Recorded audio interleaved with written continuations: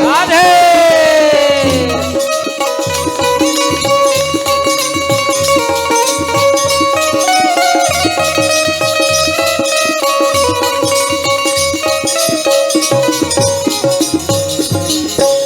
अंत में देखो कहते डोमिन कहते हैं हे राम आप 2 4 6 महीना 2 महीना पहले बोल दिया 2 महीना उसके बाद बोल दिया 4 महीना और डायरेक्ट बोल दिया 6 महीना। इन तीनों को मिला दो तो कितना हो गया? पूरा 12 महीना हुआ ना। ये घुमा फिरा कर राम भगवान से मांगती है।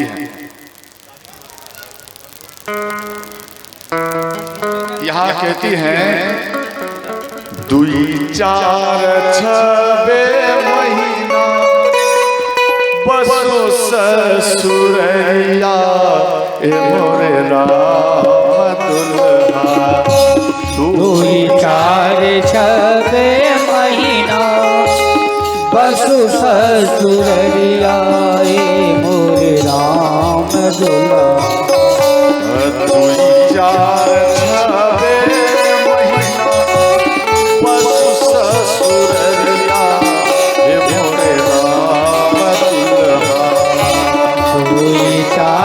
छबे महीना बसु ससुररिया मोरे राम कोना। राम राम रटवई दिन महाराज हे मोरे राम दुल्हा। राम राम रटवई दिन रात मोरे राम कोना।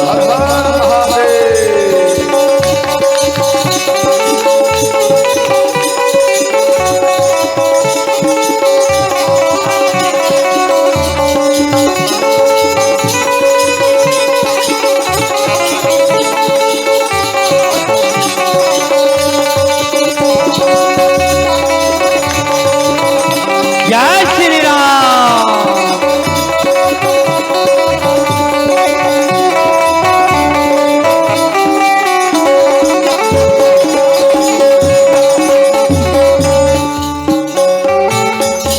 इस प्रकार से वो डोमिन कहती हैं और वहां की सखियां बोली कि हे राम आपके अंदर में गुमान आ गया है। लग रहा है आपके अंदर में गुमान आ गया है। आप मन में क्या लग फुटा रहे हैं कि धनुष को आप तोड़ दिया है। अरे वो तो भाग मानो कि हमारी ननद सीत आपके शरीर से पसीना बहने लगे, लेकिन हमारी जनक नंदिनी सीता वो तो खेल खेल में बाम हाथ से ही धनुष को उठा लिए थे। और अपने आप के अंदर में गुमान रखते हो। अरे गुमान मत रखिए सरकार। यहाँ कहते हैं कौना गुमान भूल हो राघो जी, कौना गुमान में भूला।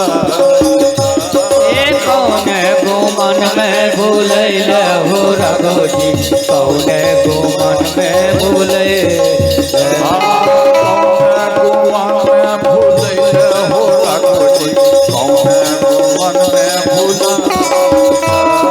पौने गुमान में भूल हो राघो जी, पौने गुमान में भूल। बर जतन कलन दशरथ कौशल्या, बर जतन कलन दशरथ कौशल्या। बर जतन कलन दशरथ कौशल्या, बर जतन कलन दशरथ कौशल्या। तब उनकर ललना कहे हो राघो जी, कौन गुमान भुलाए। तब उनकर ललना कहे हो राघो जी, कौन गुमान में भूले। हर हर महादेव।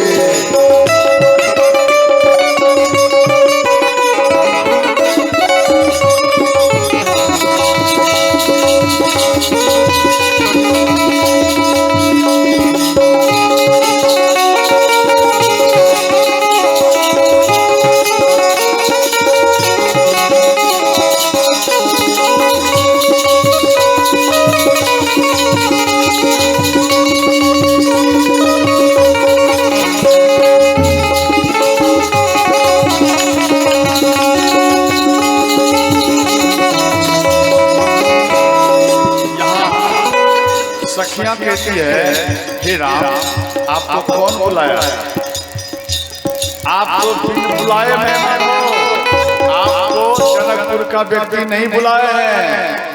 बिना बोलैले मिथिला में अइले, बिना बोलैले मिथिला में अइले, बिना बुलाए मिथिला में अइले, बिना बुलाए मिथिला में अइले।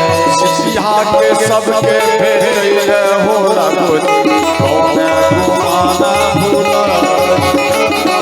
सदिया के सबके भेटैले हो रघुपति, कौने गुमान में भूलैले, कौने गुमान में भूलैले हो रघुपति, कौने गुमान में भूलैले, कौने गुमान में भूलैले हो रघुपति, कौने गुमान में भूलैले।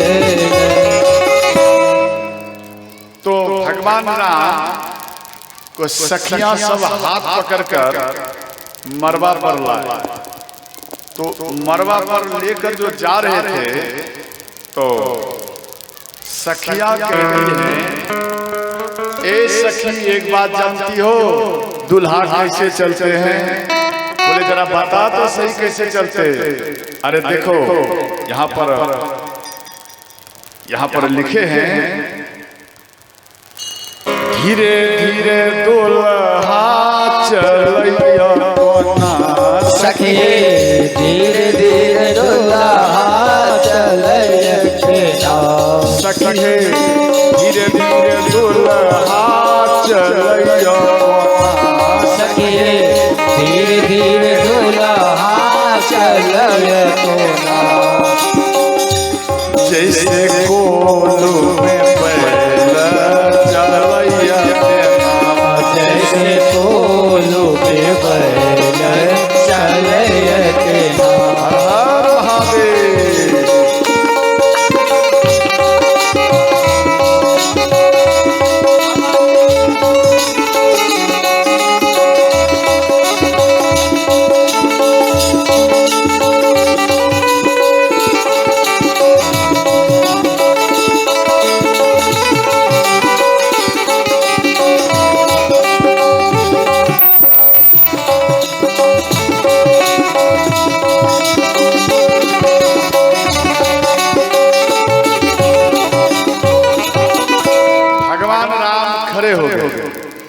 भगवान राम मन में सोचे, देखो ये जनकपुर की माताएं कन्याएं ये सब मिलकर हमको कोल्हू का बैल बना दिया।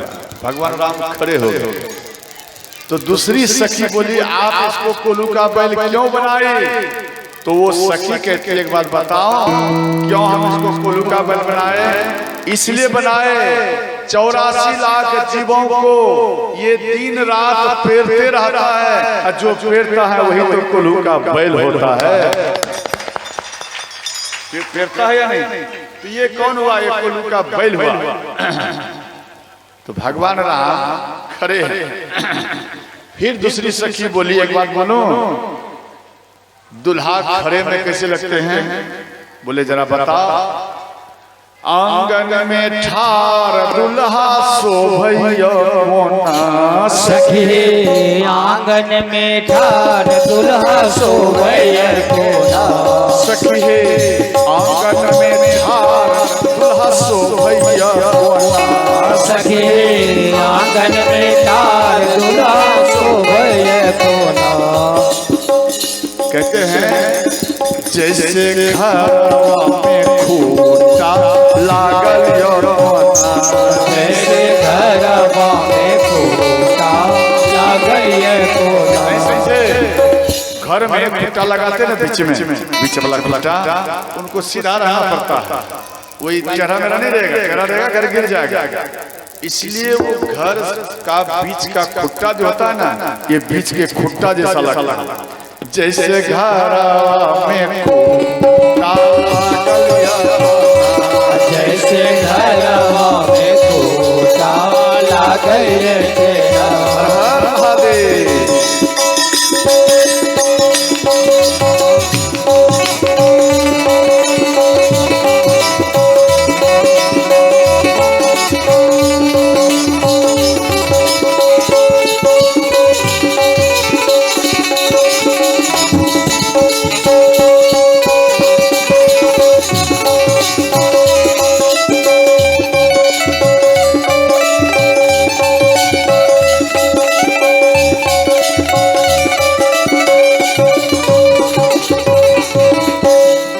ध्यान देना, भगवान राम ने सोचे हमको तो ये खुट्टा बना दिया। दूसरी सखी बोली आप इनको खुट्टा क्यों बनाए, आप हमको पहले ये बताओ खुट्टा क्यों बनाए। तो एक तेजस्वी सखी थी, तेज बुद्धि वाली, वो बोली बहन एक बार बताओ, श्री ध्यान देना, श्री महर्षि कश्यप उनकी पत्नी अदिति, दिति ध्यान देना, कश्यप की पत्नी दिति, इन दोनों के मिश्रण से दो बालक प्रकट हुआ। एक बालक का नाम हुआ हिरण्याक्ष और दूसरा का नाम हुआ हिरण्यकश्यप। तो हिरण्याक्ष जो है वो पृथ्वी माता को चुरा लिया। तो नारायण भगवान ब्रहा का रूप धारण कर हिरण्याक्ष को मार दिए और मां पृथ्वी को श्रोताओं अपने पास में ले ले। और इस बात का दुख हिरण्यकश्यप को लगा। तो हिरण्यकश्यप अब हम विष्णु को मारूंगा ऐसा मन में वो रखे। तो वो तपस्या करने के लिए गए मंदार पर्वत, समझ गए मंदार पर्वत देखा ना दक्षिण में, तो मंदार पर्वत पर आए तपस्या करने के लिए। तो इनकी पत्नी का नाम था कयाधु।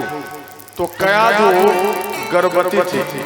देव ऋषि नारद इनके पास में आया और इनको कई प्रकार वेद का कथा सुनाया। तो भक्त प्रहलाद वो गर्भ में है, माँ की गर्भ में, कयाधु के गर्भ में, और देव ऋषि नारद उनको कथा सुना रहे। वो माँ के गर्भ में ही पूर्ण कथा को ज्ञात कर लिया। जैसे ही वो जन्म लिए तो वो नारायण नारायण राम राम करते हुए जन्म लिए। समझ गए। एक ही चौपाई गोस्वामी जी लिखे हैं, ये श्रीमद् भागवत का है। आप अगर मानो कोई विद्वान है, आप थोड़ा सा अध्ययन करेंगे तो आपको एक एक चौपाई का मालूम पड़ जाएगा कि कौन कौन ग्रंथ से ये चौपाई यहाँ पर आया है। तो ध्यान देना, इधर हिरण्यकश्यप तपस्या पूर्ण करके ध्यान देना अपने घर में आया और इधर इनका बालक एक प्रागट्य हुआ। तो हिरण्यकश्यप अपना बेटा को देखे तो खुश हो गए और वो हरि का भजन करते थे, राम का, विष्णु का। तो हिरण्यकश्यप बोले बेटा आप जिनका याद करते हो, जिनका नाम ले रहे हो, वो मेरा शत्रु है, इसलिए बेटा शत्रु का नाम नहीं लीजिए, आप मेरा जाप करिए तो ठीक है। ध्यान देकर सुना। इस बात को सुनकर भक्त प्रहलाद बोले हे पिता से भगवान का ही जाप करना ठीक है, आप मेरे पिता हैं, आप भी भगवान के तुल्य में है, परंतु राम नाम जो है महातुल्य है, इसलिए उनका जाप करना अत्यंत आवश्यकता है। इनके बुद्धि को जगह पर लाने के लिए इनको विद्यालय में भेजा गया। भक्त प्रहलाद अकेला है, ध्यान देना, भक्त प्रहलाद क्या है तो अकेला है, बाकी सब असुर का ही बालक है, असुर का ही बालक है। और उस बीच में प्रहलाद जी बैठे हैं। जैसे आप 56 प्रकार का भोजन बनाई है और अकेला एक गंदगी अगर उस बीच में गिर जाए तो पूरा भोजन को ही बेकार कर देता है ना। उसी प्रकार से श्री प्रहलाद जी उस बीच में आ गया।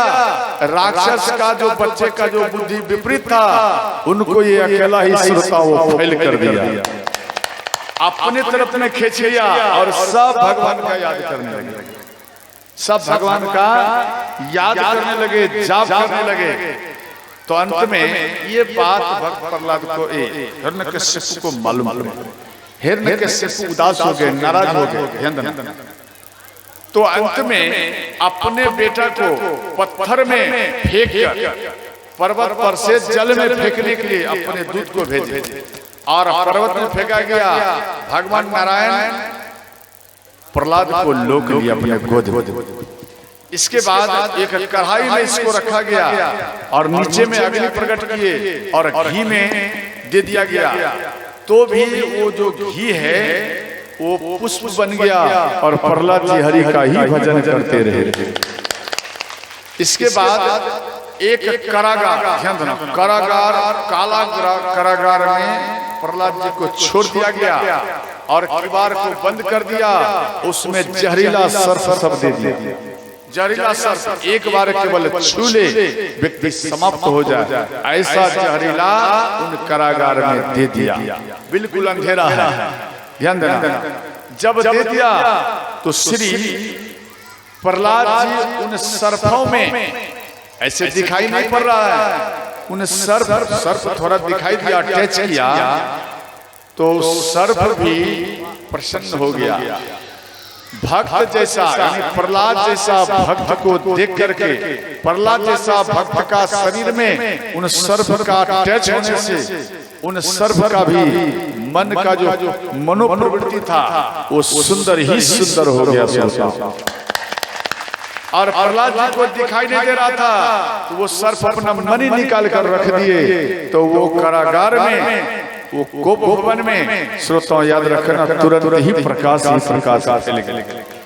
और प्रहलाद जी सब सर्प में भगवान को देख रहे हैं।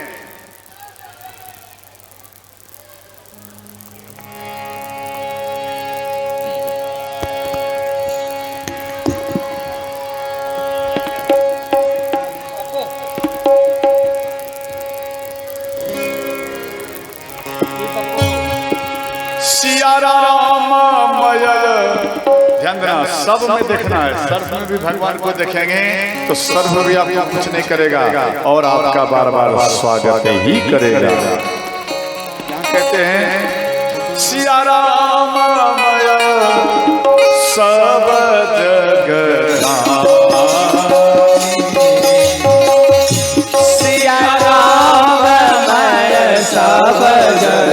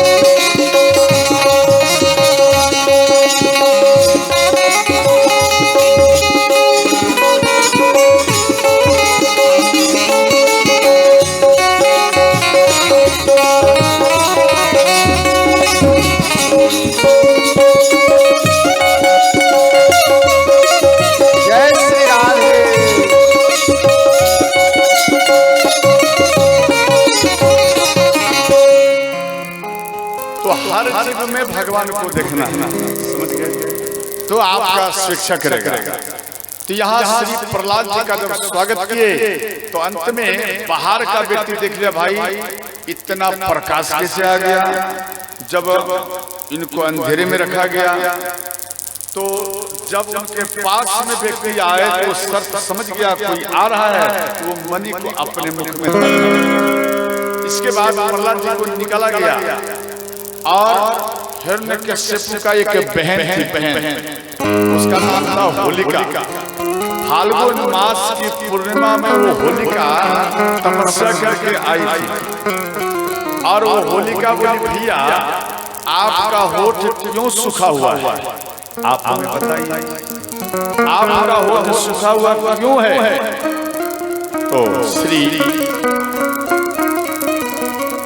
हिरण्यकश्यप बोले, बहन एक मेरा बेटा है जो मेरे शत्रु का याद करता, हम कितना भी इसको मारने का प्रयत्न किया ये मरता नहीं है।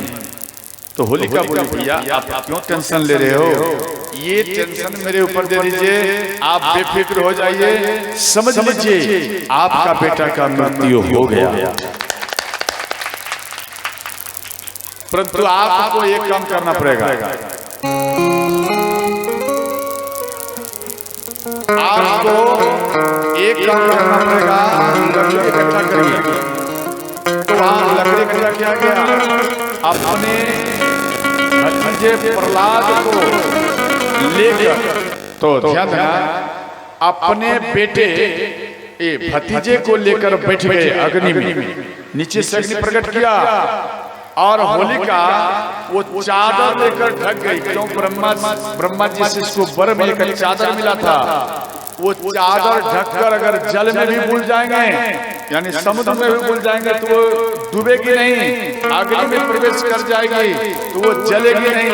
ऐसा दिव्य चादर इनको मिला था। श्रोताओं, होलिका प्रहलाद जी को लेकर बैठ गए और जब अग्नि प्रकट हो गया पूरा लकड़ी में लग गया और अंत में उनके शरीर में पकड़ लिया, होलिका के शरीर में। और प्रहलाद जी को कोई फर्क नहीं, उसको शीतल जैसा महसूस हुआ। तो अंत में जब उनके शरीर में पकड़ लिया तो वो शरीर में पकड़ने के बाद होलिका चिल्लाई और वो चिल्ला चिल्ला कर बोलने लगी, हे ब्रह्मा आपका वरदान झूठा है। तो ब्रह्मा जी प्रकट हो गए। ब्रह्मा जी बोले, होलिका सावधान, मेरा वरदान कभी झूठा नहीं हो सकता। तुमने स्वयं प्रहलाद के जैसा भक्त के ऊपर इन चादर का आपने दुरुपयोग किया, यहाँ पर मेरा वरदान भी काम नहीं करेगा। तो इस बात को सुनकर ध्यान देना, अंत में जलकर भस्म हो गए और फिर प्रहलाद जी को लाया गया। इनको बहन का भी सुख लगा। तो अंत में हिरण्यकश्यप बोले, बेटा हम तुझे मारता हूं, तू मरता क्यों नहीं है रे?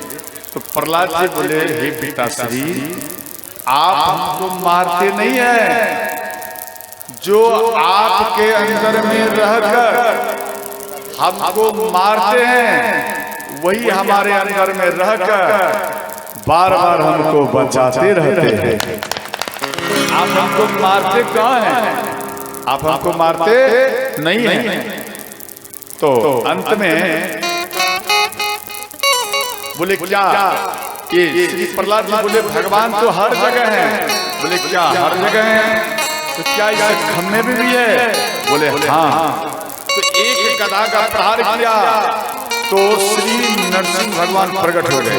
बोले नरसिंह भगवान की जय हो। नरसिंह भगवान का रूप देखकर हिरण्यकश्यप भागे।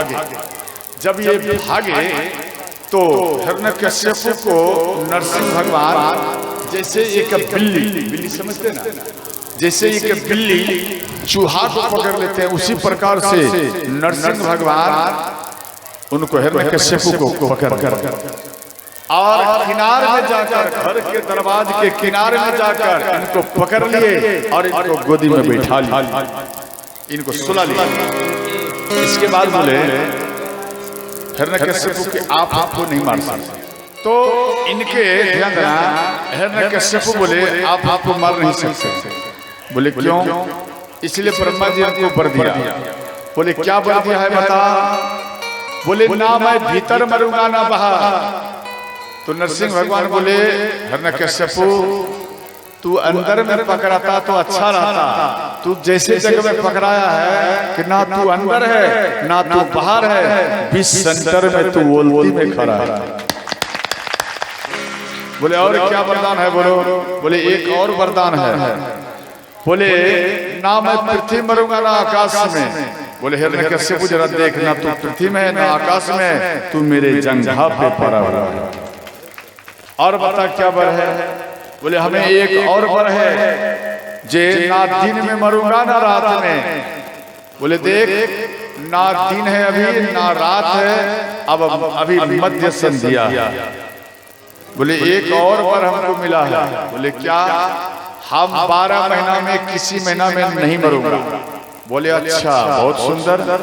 देख, ये बरमा महीना से ओभरमा महीना है। ओभरमा महीना अर्थात इसको कहा जाता है ओभर मास। कई व्यक्ति कहते हैं मले मास, मले मास नहीं, ओभर मास। और कई व्यक्ति विवाह शादी शुभ कार्य नहीं करते हैं, यज्ञ भी नहीं करेगा। काय बोलेगा ये ओभर मास है, इसमें नहीं करना चाहिए। ये आपका सबसे बड़ा भूल है श्रोता। अगर नहीं करना चाहिए, ब्राह्मण देवता के पास जाओगे तो वो भी ये बात बोलेगा नहीं करना चाहिए। तो बोल दीजिए उसको ये श्रावण मास 2 महीना लगा है, इसमें श्रावण मास में भी पूजा नहीं होना चाहिए। जरा उनको बोलकर देखना, उसको बोलिए जब मलेमास लगा है तो ठीक है, एक मास पूजा होगा और दूसरा मास में नहीं होगा। तो भी वो ब्राह्मण कहेगा नहीं ये चल सकता है, ये चलेगा, क्यों? इसमें इनकम होगा। और वो नहीं चलेगा जिसमें इनकम होने वाला नहीं है। वेद को ऐसे निचोड़ कर ब्राह्मण देवता रख दिया है कि व्यक्ति के दिमाग में कोई बात बैठता ही नहीं। वो इतना कंट्रोल में अपने मुट्ठी में कर लिया है। आपको बोलेगा किसी पठवा को लाओ बलि दो, तो आप भागते हुए जाएंगे पठवा को बलि दे देंगे। ध्यान देकर समझना, इसका चर्चा हम बाद में करेंगे। और अगर एक बार ब्राह्मण कह देगा कि आप पठवा को बलि मंदिर में या काली माता के मंदिर में मत दीजिए, तो क्या आपका पावर बनेगा? बलि देने का आपके अंदर में समर्थ आएगा? बोल माता। अगर ब्राह्मण देवता एक बार कह देगा इस काली माता के मंदिर में बलि नहीं चलेगा, इसे आप चढ़ा देंगे? नहीं। क्यों? ब्राह्मण की बात को हम आप मानते हैं, लेकिन वो ऐसा नहीं करेगा। वो ये कहेगा इसमें बलि चढ़ा, दक्षिणा चढ़ा और अंत में इसका काटा हुआ मांस को हमें खिलाओ। बात समझ गया? वो कटे हुए मुड़ी का लड़ाई हुआ था ब्राह्मण में, ऐसा लड़ाई हुआ केस मुकदमा होगा। अब दिमाग लगा, इसलिए ध्यान देना, ये असुरी ब्राह्मण हुए, गुरु शुक्राचार्य के संतान ब्राह्मण हुए। ये मुस्लिम भाई वो भी गुरु शुक्राचार्य के ही संतान के ही ब्राह्मण है, वो भी ब्राह्मण है, परंतु वो खाने वाला है। हिंदू में जो ब्राह्मण खाने वाला है वो भी समझना मुस्लिम से कम पावर में नहीं है। वो हिंदू में नहीं, वो मुस्लिम के नजरिया में जाता है, हिंदू में नहीं आएगा। लेकिन हम आप इस बात का जानकारी नहीं है, इसलिए हम सब इधर उधर बहक जाते हैं। समझ गए? बोलो सच्चे दरबार की जय हो। तो ध्यान देना, यहाँ पर क्या किया? मले मास। तो बोले देखो ये मले मास नहीं है, ओभर मास है। बोले ठीक, ये भी वरदान फेल करेंगे। इसके बाद बोले देखो हम ना अस्त्र से मरूंगा ना शस्त्र से। बोले देख मेरा ये उंगलियां देख, ना ये शस्त्र है ना मेरा ये अस्त्र है, ये मेरा नख है। उसके बाद ना मनुष्य से मरूंगा ना पशु से। बोले देख मेरा ये शरीर मनुष्य जैसा, मुख है पशु जैसा, ना मैं मनुष्य हूँ ना मैं पशु हूँ। तो नरसिंह भगवान शिव को याद किए और उसके पेट में अपने नख को भिड़ाए और उसके पेट को फाड़ दिए श्रोता। और नरसिंह भगवान का मृत्यु हो गया। हिरण्यकश्यप का मृत्यु हो गया। तो जब हिरण्यकश्यप का मृत्यु हो गया, इसके अंदर में क्रोध आया। अब इनके क्रोध को शांत करने के लिए भगवान शिव आए, एक फुफकार मारे नरसिंह ने, भगवान भोलेनाथ भाग। इसके बाद ब्रह्मा जी आए, एक फुफकार में वो भी भाग गए। तो दोनों मन में विचार किए कि माँ लक्ष्मी को लाया जाए, क्यों? उनकी पत्नी है, शायद अपने पत्नी को देखने के बाद इनका क्रोध शांत हो जाए। इसलिए उनके पत्नी को लाया गया श्रृंगार करके। जैसे ही नरसिंह भगवान के पास में वो आई, एक फुफकार मारे, माँ लक्ष्मी भयभीत होकर भाग गई। अब मन में सोचे कि भाई अब क्या किया जाए। तो सब वहां मीटिंग किया, तो प्रहलाद जी को भेजा गया। तो प्रहलाद जी जैसे ही आए, स्तुति विनती इत्यादि किए, तो नरसिंह भगवान का क्रोध उनके बात को सुनकर शांत हो गए। अंत में उसको गोदी में लिए और उनके मुख को श्रोता ये बार बार चाटने लगे। इसलिए गोस्वामी जी मात्र एक पंक्ति दिया, और इतना है तो बहुत बड़ी बात। श्रीमद् भागवत पूरा पढ़ लोगे और चले आओगे, तब आपको ये बात, ये चौपाई का रस मिलेगा। यहाँ दिया गया है मात्र एक चौपाई।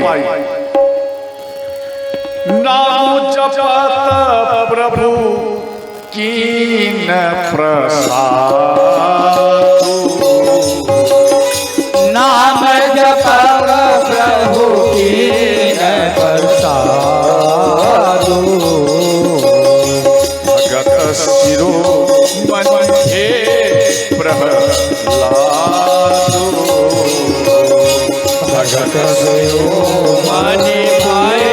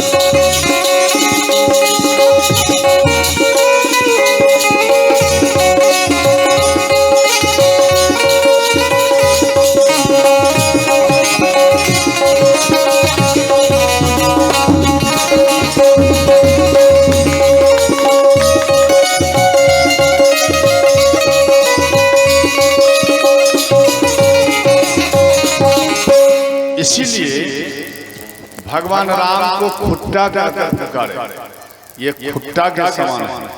क्यों? खुट्टा से प्रकट हुआ, खंभा से। तो अंत में भगवान राम तेजी से भागे, तेजी से जब भागे तो वहां माताएं, कन्याएं, माँ सीता की सखियां सब कहती हैं, एक बात बताओ, ये दूल्हा जो तेजी से चलता है कैसे चलता है? बोले कैसे, जरा बताइए। तो यहाँ कहती हैं,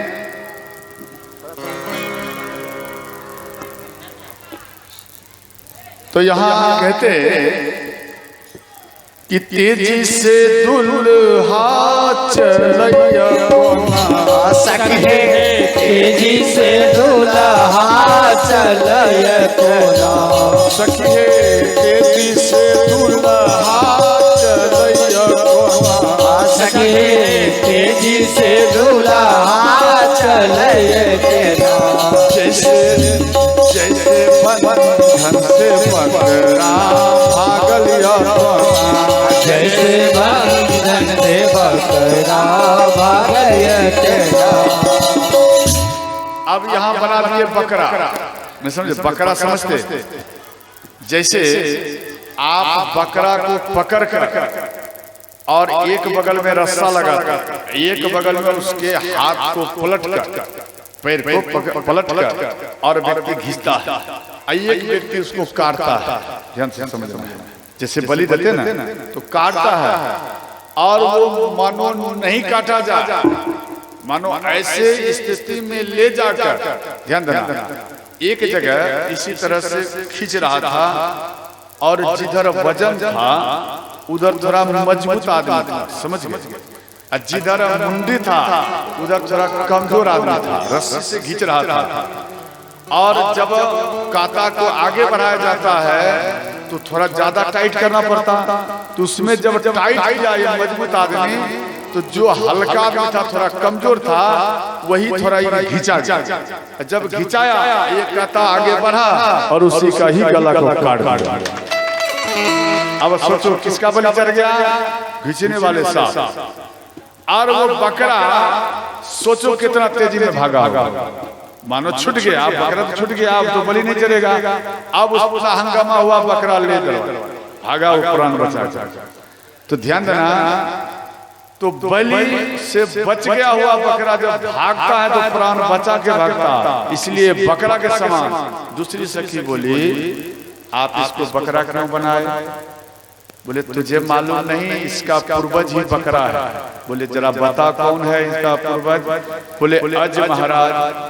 अज मने बताओ क्या होता है? बोले अज मने बकरा होता तो उसी का तो ही वंशज है, ये भी बकरा होगा। इस प्रकार से सब कोई गालियां और चिढ़ाती हैं। तो अंत में इधर इनको केलेऊ पावाने लगे और उधर बराती सब बैठे, और बराती सब ध्यान देना जो बैठे थे रोमपाल।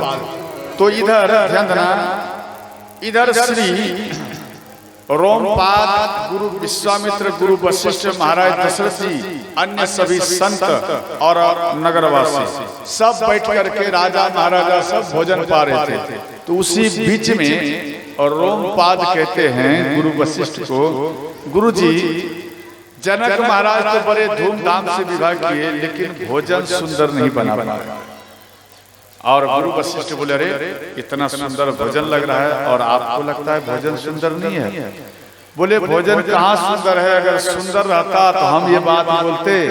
तो गुरु विश्वामित्र बोले, सावधान, अगर कोई वृद्ध माता या कोई माता जनकपुर की अगर सुन लिए तो इतना गालियां पड़ेंगे, इतना गालियां पड़ेंगे, तुझे भागने का मौका नहीं मिलेगा।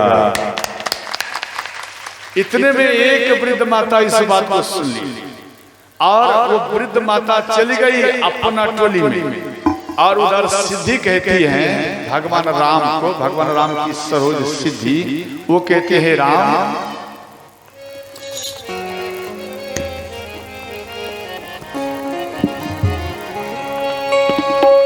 राम जी से पूछे, कल गा रही थी माता, ध्यान देना, आप ही का थोड़ा मैं सीख रहा हूं, हमको आता नहीं है। राम जी से पूछे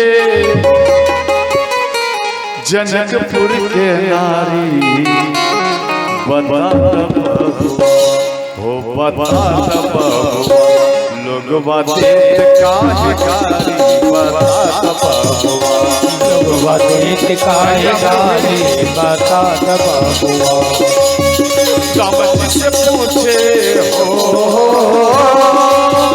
राम जी से पूछे जनकपुर के नारी, बता बबुआ, ओ बता बबुआ लोग बातें काहे गाली, बता बबुआ लोग बातें काहे गाली, बता बबुआ।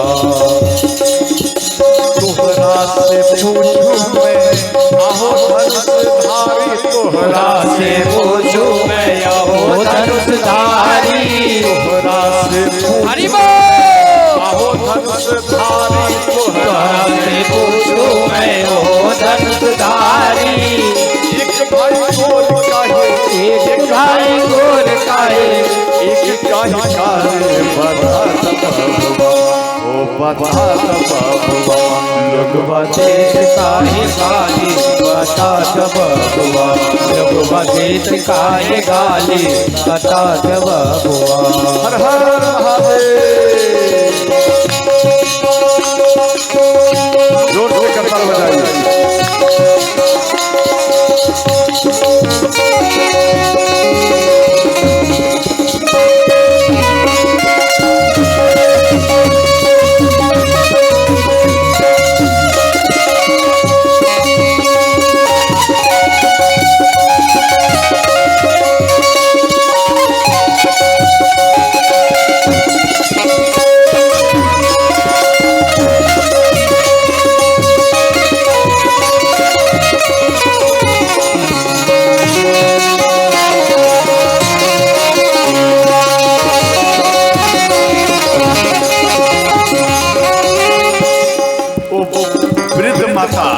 वो अपने टोली में, उधर अलग टोली है, इधर अलग टोली।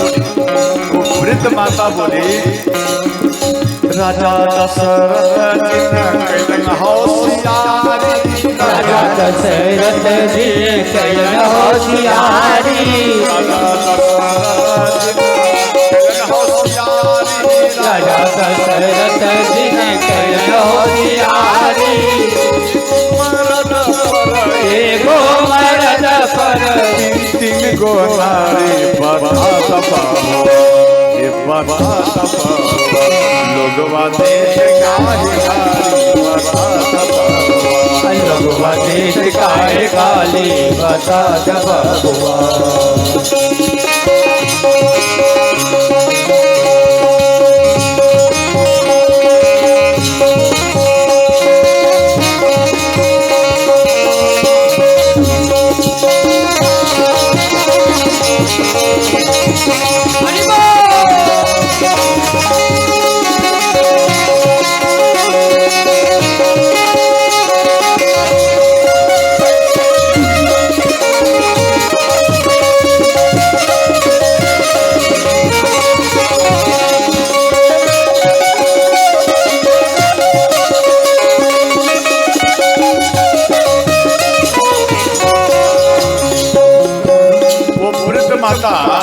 गुरु वशिष्ठ को देख ली,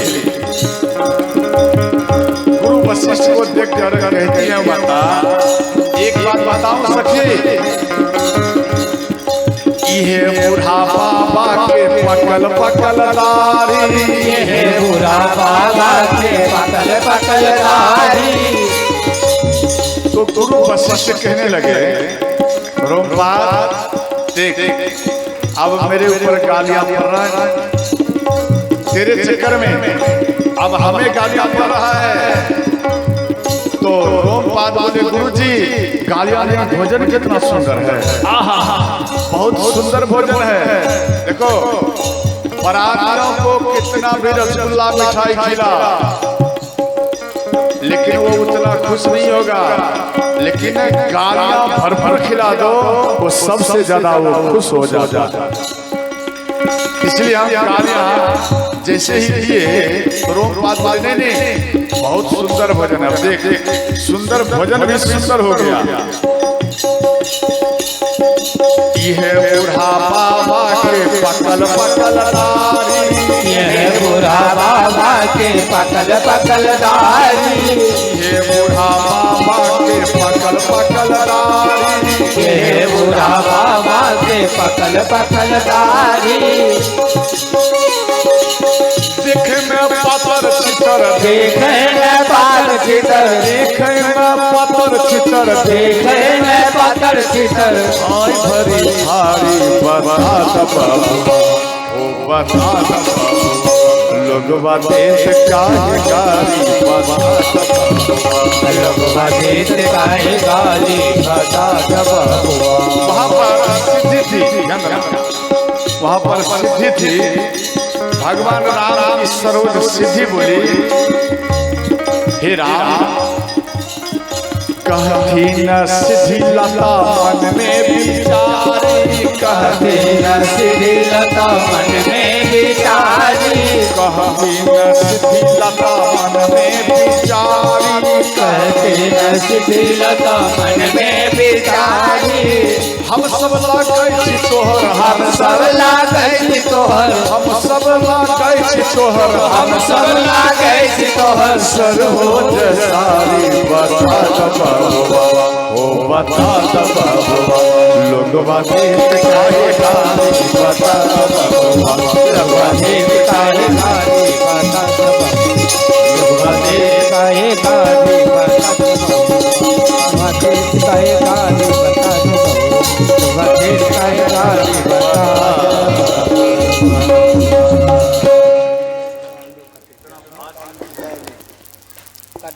ध्यान देना दही चुरा के खाया है इसलिए इसका थोड़ा पावर बढ़ जाता है। तो ध्यान देना इधर इस तरह से मजाक चलते रहे। इसके बाद भगवान राम जनबसा गए और महाराज जनक जी ध्यान देना जैसे ही अपनी बेटी का देखो बेटी को आपने जन्म दिया, बेटी आपकी बड़ी हो गई, सियानी हो गई, आपको कोई दुख नहीं।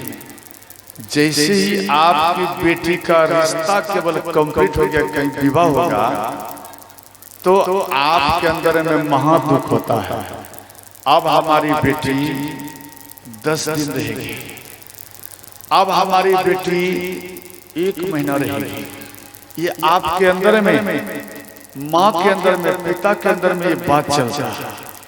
और वही बेटी इस बात को जब जान जाती है, वो बेटी भी मन में सोचती है अब मात्र इस घर के लिए अब 1 महीना हम रहूंगी, उसके बाद इस घर को छोड़कर, इस नगर को छोड़कर, माँ और पिता को छोड़कर हम अब पराई घर चली जाऊंगी। बेटी ध्यान देना, माँ और बेटी से जब जब मानो कभी कभी लड़ाई हो गया, तो वो माँ भी कभी कभी कह देती है तो पराये घर जाएगी। ध्यान देना, कभी भी आप अपनी बेटी को इस बात से मत कहना कि तू पराये घर की है, तू पराये घर चली जाएगी, ये मत बोलना। क्यों कि जब वो बेटी आपकी ससुराल जाती है, तो उनकी सास भी कई बार आपकी बेटी को बोलेंगे, अरे क्यों इसको कहते हो, ये तो स्वयं पराई घर से आई है। अर्थात आपकी बेटी आपके घर में है, आप अपने घर में भी अपनी बेटी को आप पराई और ससुराल में भी पराई, इस बात को सुनकर आपकी बेटी के ऊपर में ज्यादा आघात पहुंच जाता है, ज्यादा दुख पहुंचता, और वो बेटी छुप करके रोती है। बेटी ध्यान देना, आपकी बेटी का जब रिश्ता हो गया, तो बेटी एक कमरे में रहती है, कमरे में किवाड़ को लगा दिया। किवाड़ को लगाने के बाद में आप सोचेंगे हमारी बेटी सो रही है, आपकी बेटी सोती नहीं है। आपकी बेटी वो समय को देख रही है, अब मात्र 10 दिन बच गया, 9 दिन बच गया, 6 दिन बच गया, अब हम पिता और माँ को छोड़ करके चली जाओ। इस बात को माँ बेटी ये फुट फुट करके रोती है। आप सुबह में देखना, आपकी बेटी का आंख लाल होगा और वो जागते रहते हैं, रात भर वो रोती है। कभी भी भूल से अपनी बेटी को अकेला मत छोड़ना। आप अपने बेटे को सांत्वना दीजिए, हिम्मत दीजिए, पावर दीजिए कि बेटी आपको जब विवाह करने के लिए जा रहा हो, उन स्थान में आप जाएगी, आप अपने को अकेला मत समझना। आप बेटी जाओ, परंतु आप अकेला मत समझना, हम तेरे साथ हैं। लेकिन याद रखना, आप केवल सांत्वना दे रहे हैं, लेकिन बेटी इन सच्चाई को जानती है। जब वही बेटी आपके घर को छोड़कर चली जाती है, तो ध्यान देना, यहाँ तो पूरे परिवार में वो पली है। अब उस बेटी को दूसरे परिवार में, दूसरे नगर में, और वो भी दूर में, उस बेटी को वहां पर अपना विवाह कर दिया। अगर उनका परिवार ठीक मिला तो जिंदगी सुख में, अगर उनका परिवार ठीक नहीं मिला तो उसका जीवन एक नरक के समान ही बीतता है। वो दूर में रह करके बेटी जब वो वहां जाती है, तो लड़का वाला और वो लड़का, वो अपना परिचय जब तक विवाह नहीं हुआ, अपना गलत परिचय नहीं प्रकट करेगा, अच्छा परिचय देगा।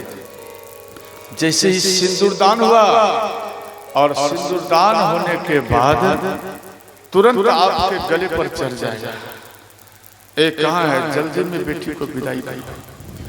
अभी सिंदूरदान हुआ नहीं ठीक से, अब कहीं विध बाकी है और लड़का वाला आपके पास न गया, जल्द में विदाई करो। तो वो माँ और पिता रोने लगते हैं और वो हाथ जोड़ लेते हैं कि हे समधी साहब, आप थोड़ा सा और रुक जाइए। वो इतना काम बताएगा, इतना जैसे लगेगा पूरा संसार का काम इसी के ऊपर थोपा गया है। इतना काम बताएगा, हमको ये काम वो काम। तो अंत में ध्यान देना, एक माँ एक पिता मजबूर हो जाते हैं। क्यों? अब अपनी बेटी को विवाह कर दिया और बेटी को विदाई कर जब ले जाने लगते, वो एक कसाई के समान लड़का वाला करते हैं, कसाई के समान। आपकी बेटी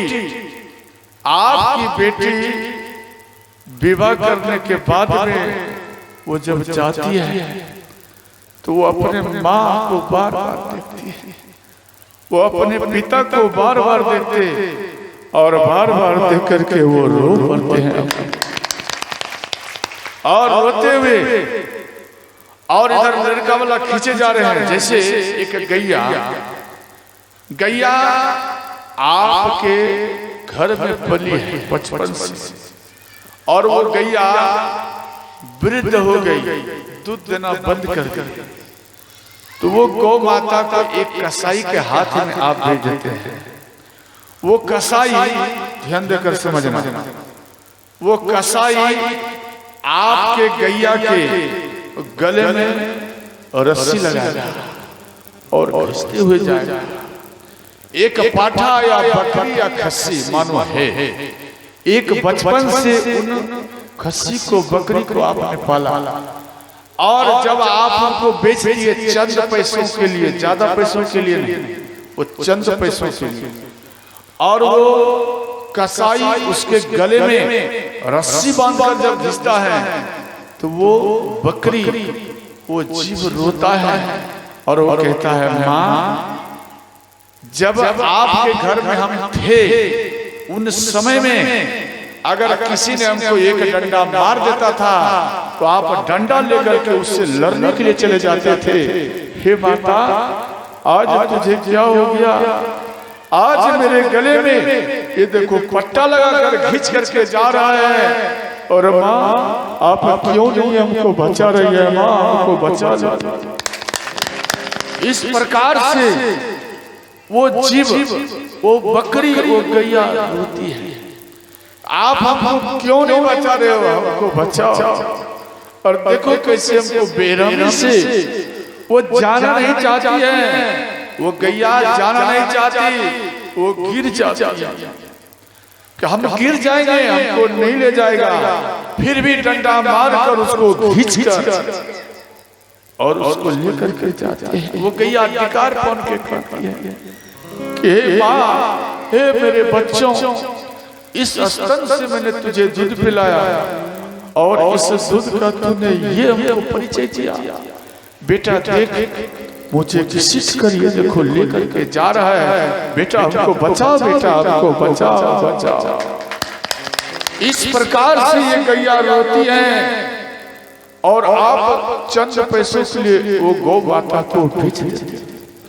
ध्यान देकर सुनना, जो गौ माता को कसाई के हाथ में बेच देते हैं तो उसके घर में 7 जन्म तक अकाल मृत्यु का ही सामना करना पड़ता है। उसके घर में जवान बेटा चला जाता है, जवान पति चला जाता है, जवान पोता चला जाता है। क्यों? ये पूर्व जन्म का पाप है। क्यों? पूर्व में आप एक गैया को कसाई के हाथ में दिया, वो गैया रोती है, उसका जो असर बिंदु है वो कभी मिथ्या नहीं जाएगा। वो असर बिंदु आपको लगेगा एक जन्म मेरी, यानी एक जन्म गौ माता रोती है, आपको पूरा परिवार 7 जन्म तक रोना पड़ेगा। ये गैया आशीर्वाद देती है, श्राप देती है। और इसके बाद ध्यान देना, मानो आपके घर में गैया मानो मर गई, आप उन गौ माता को आप अपना जमी में कुछ अधिक गड्ढा ठान करके उस गैया को अंदर में प्रवेश कर दीजिए और मिट्टी से उसको ढक दीजिए और उन जगह में एक आम का पेड़ लगा दीजिए। ध्यान देना, वो आम का पेड़ जब आप पाओगे, जिस प्रकार माँ गौ माता का दूध आप पाते थे और आपके शरीर में बल बढ़ता था, उसी प्रकार से वो आम का फल पाने से आपके शरीर में पावर आ जाएगा और हिंदू संस्कृति आपका मजबूत होगा।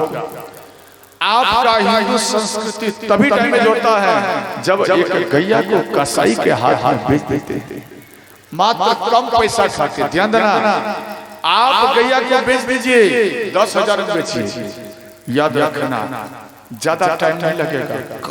कम टाइम में आपको 10 के बदले 1 लाख रुपया का चक्कर लगता होगा। याद रखना 1 लाख का चक्कर लगेगा और वो पैसा जल में बन जाएगा।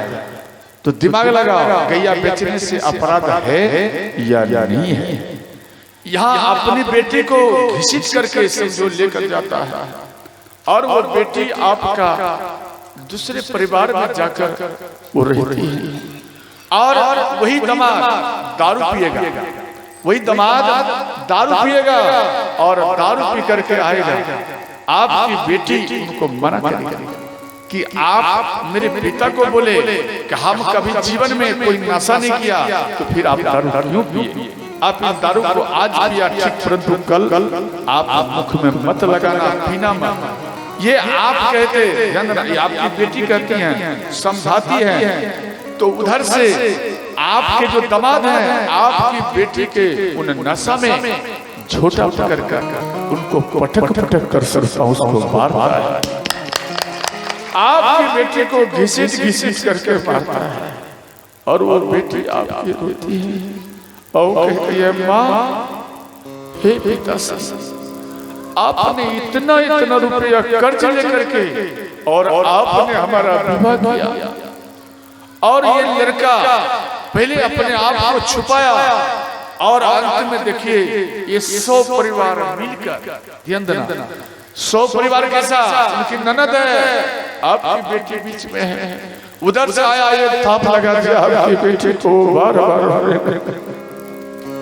और उधर से सास आई, वो भी आपकी बेटी को एक तमचा मार दिया। आपकी बेटी का कोई सपोर्ट करने वाला नहीं है। आपकी बेटी मानो पूरा परिवार गलत हो, सबका मार, सबका पिटाई, सबका दुख दिया हुआ आपकी बेटी सहन कर लेगी, परंतु आपके जो दामाद हैं यानी उनके जो पति हैं, अगर वो आपकी बेटी के साथ में रहे तो ये कष्ट भी फूल के समान हो जाएगा। अगर पति ही अगर आपकी बेटी के तरफ नहीं है, आपके दामाद ही आपकी बेटी के तरफ नहीं है, तो वो बेटी आपकी जीते जी नरक के समान बीत जाता है। बेटी रोती रहती है और मानो आप बाद में गए, आप बाद में गए कि बेटी को विदाई लाने जाते हैं ना, आप जाएंगे, बड़े ही प्यार से जाएंगे, कपड़ा लत्ता इत्यादि सब लेकर जाएंगे, आप बेटी के खुशी के लिए आप जाएंगे और वहां जब जाएंगे तो आपके जो दामाद हैं, आपके जो समधी हैं, उनके पास में प्रणाम